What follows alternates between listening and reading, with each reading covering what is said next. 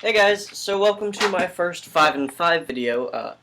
Basically what I'm going to do in these is talk about 5 books being currently published that are either just being critically acclaimed or are really good for getting into comics, and then I'm going to mention 5 other books that are just really fun and really enjoyable that I really enjoy reading lately. And today I'm going to focus on Marvel.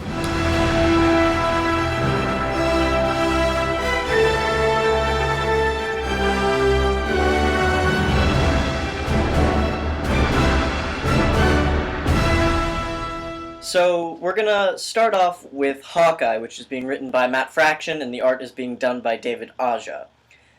Basically, the concept of this book is what Hawkeye does on his day off. Each of the issues are really well written, they're a lot of fun, the artwork is really pretty and really different than what a lot of comics are doing right now. And yeah, I enjoy it because each issue is pretty much self-contained. It's not confusing. It's basically Hawkeye seeing some injustice and going to right it, or taking care of something that Hawkeye needs to take care of. And it focuses on the days where he isn't an Avenger. Yeah, Matt Fraction is just one of the best writers out there right now, and so it's really great that he's taking Hawkeye and making him a really enjoyable character. So up next at 4 we have The Young Avengers, being written by Kieran Gillen, and the artwork is being done by Jamie McKelvey. For those of you that know nothing about comics or Young Avengers, basically it focuses on a group of teenager heroes who pattern themselves after members of the Avengers. So currently on the team we have Wiccan, who is known as Asgardian, and he's also somehow the son of Scarlet Witch. I don't really understand that still, but he's technically the son of Scarlet Witch, one of two. You have Kate Bishop's Hawkeye, who's not, the classic Avengers Hawkeye, but, a different Hawkeye. That's the whole point of this thing. And then you have Hulkling, Teddy Altman, Miss America, America Chavez, Kid Loki, and Marvel Boy. And so, yeah, basically, I really like this book because I'm around the age of these guys, and so it's kind of cool to see, how teenage heroes take on, supervillains and evil stuff. Most of these characters have only been created more recently, so it's pretty cool to see, characters that aren't already established. I don't know if that makes any sense, but you expect Batman to work in a certain way and to have a certain attitude because he's had that attitude since the beginning.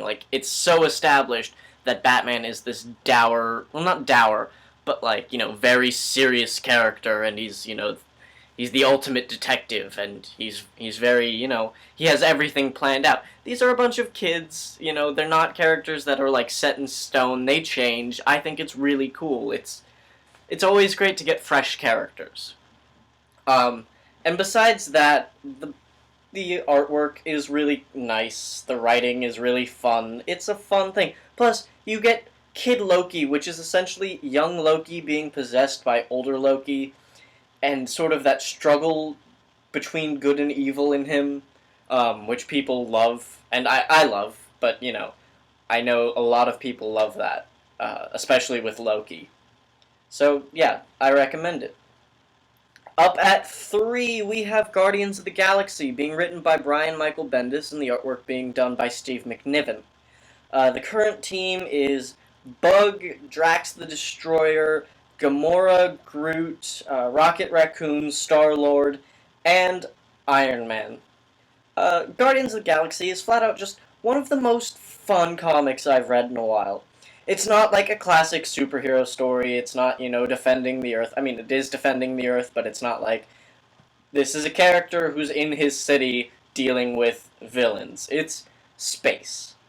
It's fun. It's like Marvel's take on Firefly, and you get Tony Stark thrown into the mix. And yes, it deals with stuff that I think will ultimately affect the entire universe. But for now, it's space. It's Marvel space fun. So coming in at number 2, we have Ultimate Comics Spider-Man, being written by Brian Michael Bendis, and the artwork being done by Sarah Pichelli.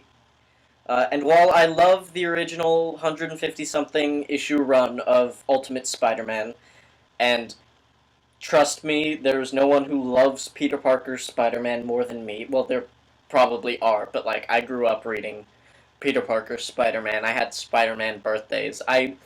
I'm very fond of the character. And as big of a shame that it is that Peter Parker is dead in both universes, I gotta say, I love this fresh take on Spider-Man. Um, I think it's brilliant to pass on the mantle of a hero onto a new character. Um, and I think Miles Morales is a really, really good shot at that. He's a 13-year-old, half black, half Latino middle schooler. Um, and yes, he was influenced by the Donald for Spider-Man campaign, in which people wanted Donald Glover to play Spider-Man in the new Amazing Spider-Man movie, which he didn't because, as we all know, it's Andrew Garfield. Anyway, sorry, looking at my notes. So yeah, he's a middle schooler, he's a science nerd, he's got slightly different powers than Peter Parker does. It's great, he's a younger character. Peter Parker takes up the mantle when he's 15, Miles is 13. He's facing resistance because, people are angry that someone else is trying to be Spider-Man. And, he does deal with Aunt May and Mary Jane and Gwen Stacy. And yeah, I mean, Brian Michael Bendis has been writing Spider-Man for like 10, 12 years now, and he's just got it down, and this is really great and really fresh, and I'm sorry I'm rambling about it. Anyway, coming in at number 1, we have All New X-Men. And here's the surprise, it's written by Brian Michael Bendis, and the art's being done by Stuart Immonen. The team is Angel, Beast, Cyclops, Iceman, and Jean Grey, which is the actual First Class, not what they're doing in the movies, although I don't mind that. But basically, this series centers on the original 5 X-Men, brought from the past to the present to confront their future counterparts. I think it's a really cool idea for a series. Look, when comics started, the general tone was a lot lighter, and while Marvel was one of the darker comics being released back then, it was still a lot lighter than what we get today. And so, yeah, I mean, it wouldn't be interesting to read. I mean, I personally find interest in reading, like, 60s comics, but as a whole, the comic book genre would not survive if they were still being written the same way. So, then you have someone with the brilliant idea of, hey, let's pluck those guys out of their timeline and bring them now to, 50 years later, when so much has happened. There's been so much death, so much betrayal, just so much bad stuff has happened to these characters. Some of them are dead, some of them have had to do horrible things, and so now, like, they have to see what they become. And it's brilliant, I know I'm just saying all of these things are great, but they are, that's why I'm talking about them. So this video ran a little bit longer than I thought it would, so I'm not going to give a spiel about these, but just comics that I've been really enjoying lately. Superior Spider-Man, even though it's not Spider-Man, it's still kind of fun. Deadpool Kills, whether that's Deadpool Kills the Marvel Universe, Deadpool Illustrated, or Deadpool Kills Deadpool, which is coming out. I haven't read it yet, I'm just really excited for it. Thor, God of Thunder, Fantastic Four, and Ultimate X-Men. So yeah, that was my Marvel 5 and 5 video. I'm sorry it's a little rambly. I'm a little rambly. I'm not the most articulate at times, and I recognize that. But yeah. So tune in next time, because I will be talking about the history of the grandfather of all superheroes, but not actually, biologically, just in general, Superman, and basically how he's progressed throughout time. Because why not?